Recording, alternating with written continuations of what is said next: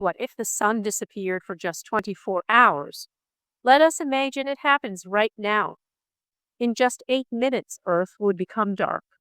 That is how long sunlight takes to reach us. Without the sun's warmth, the temperature would fall fast.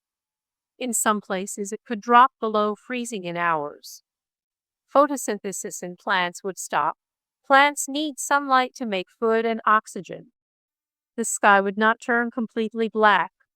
We would still see stars and even the moon if it is up. Animals would get confused. Birds might stop singing. Nocturnal animals may come out too early. Power systems would stay on, but people would panic.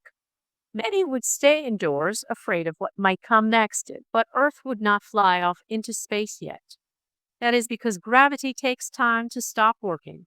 For now, we would still orbit where the sun was. After 24 hours, if the sun came back, life could continue. But if it stayed missing, Earth would freeze, oceans would turn to ice, and most life would slowly die. So next time you feel the sun on your face, remember how lucky we are to have it.